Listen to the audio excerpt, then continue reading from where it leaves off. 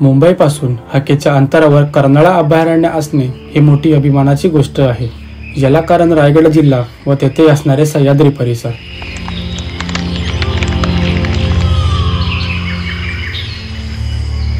या सह्याद्रीच्या कुशीत हिरवीगार झाडे, थंड वातावरण कोणालाही आकर्षण करणारे आहेत. कारण अशा अभयारण्यात असणारे जवळपास 150 ते 200 प्रकारचे विविध पक्षी आपल्याला पाहायला मिळतात. या गडाचा इतिहास बघायला गेलो तर आपण थेट यादव काळात जाऊन पोहोचतो. रायगड जिल्ह्यातला महत्त्वाचा किल्ला म्हणजे कर्नाळा किल्ला.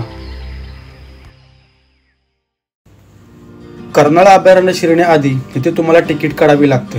प्रत्येकी 60 रुपये घेतले जातात व इथे तुमची बॅग चेकिंग होते.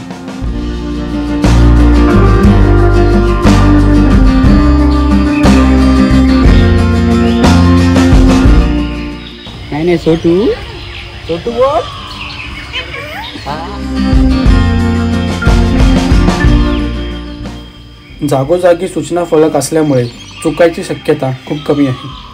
थोडे पुढे चालत आल्यावर खरा ट्रेक इथून चालू होतो.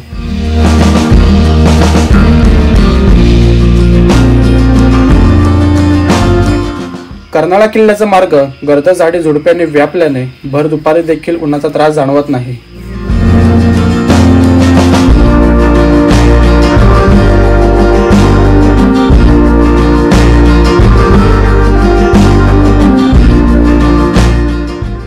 वाट्याने चालताना मोठे दगड, गोटे व मातीची झीज झालेली दिसून येते. त्यामुळे विशालकाय झाडांची मुळे ठिकठिकाणी उघडे पाहायला मिळतात. अशा कारणास्तव पावसाळी झाडे पडणे, जमिनीचे भूस्खलन होणे असे महाभयंकर प्रलय होत आहेत. पण पर्यटक अशा उघडी पडलेल्या झाडांचा कुतूहलाने फोटो व सेल्फी काढतात. परंतु हे निसर्गाचा रास होत आहे हे कोणालाच जाणवत नसेल का?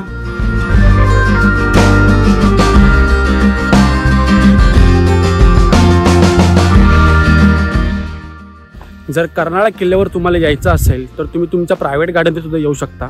मुंबई ते कर्नाळा हे 48 किलोमीटर असून जेमतेम तुम्हाला 1 ते 1.5 तास लागतील. जर तुम्ही पनवेलला लोकलने आलात तर पनवेल ते कर्नाळा हा एक 13 किलोमीटरचा अंतर आहे. त्यात तुम्हाला 20-25 मिनिटं लागतील.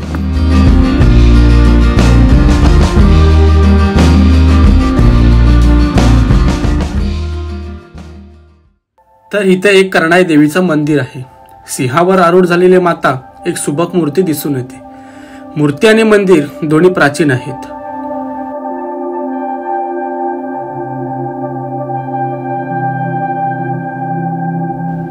कर्णाई देवीचे दर्शन घेऊन थोडे पुढे चालत आलो आणि आम्हाला किल्ल्याचा पहिला दरवाजा लागला.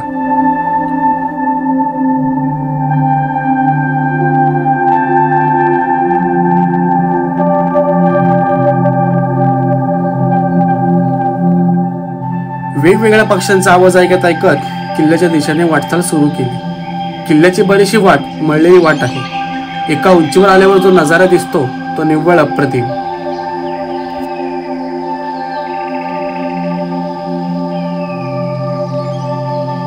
म्हणजे नक्की काय असतं?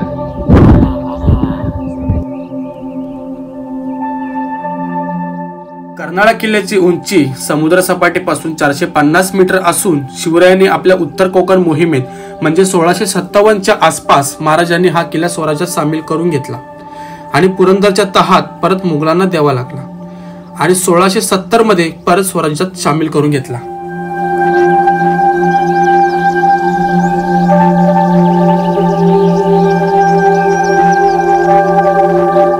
उंच कड्यावर असणाऱ्या मुख्य दरवाजाकडे जाणारी वाट आजही खडतरच आहे.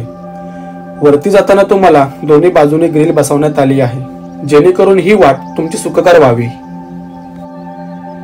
गडाचा दुसरा दरवाजा पार केल्यावर लगेच गडाचा तिसरा दरवाजा दिसून येतो.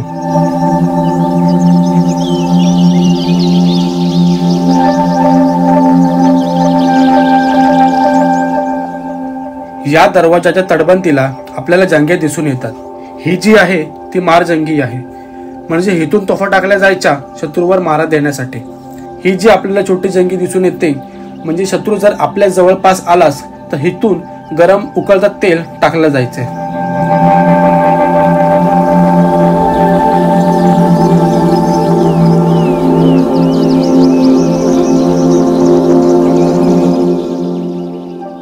या ठिकाणी पाहिलं तर इतर किल्ल्यांवर जसा बालेकिल्ला असतो त्या ठिकाणी संरक्षण वाडे वगैरे असतात। याच्यासारखी रचना इथे पाहायला मिळते।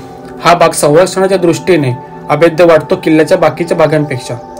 त्यामुळे इथे किल्लेदारांचे वाडे, धान्य कोठार या सर्व गोष्टी असाव्यात।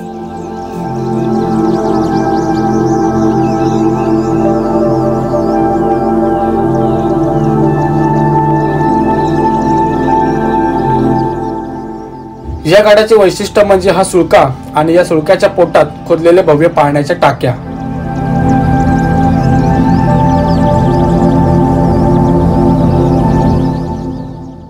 तर माझ्या पाठीतून तुम्हाला कर्नाटक सुळका दिसतोय, तर आपल्या जुन्या जाणकार लोकांना हे माहिती असेल 1977 साली एक मराठी पिक्चर आला होता जैत रे जैत नावाचा। त्यामध्ये आपल्याला लिंगोबाचा डोंगर दाखवलाय, तो हाच तो लिंगोबाचा डोंगर।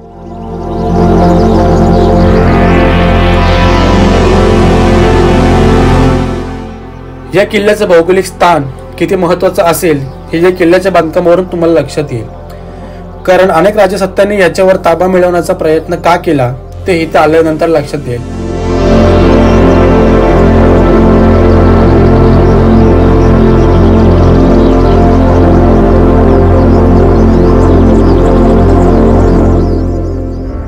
कारण याला कुठलीही सलगता नाही। वेगवेगळ्या टेकड्यांमध्ये सुळका, याच्या भोवती तटबंदी आणि टाके खोदून येथे पाण्याची सोय आणि संरक्षण क्षमता वाढवण्यात आली आहे।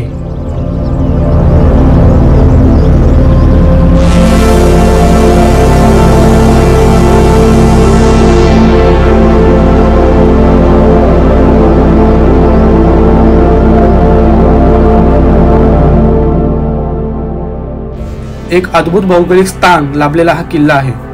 कारण हेतूनच पाताळगंगा नदी जी समुद्राला मिळते ती खाडी, त्यानंतर कारंजा, त्याच्या व्यतिरिक्त उरणचा भाग आपण जो म्हणतो, आणि मुंबई किंवा कल्याण बंदरातून येणारा जो माल घाटावर जात असे त्याच्यावर लक्ष ठेवण्यासाठी ह्याच्यासारखा डोंगरी किल्ला खरंच आजूबाजूला तुम्हाला पाहायला मिळणार नाही।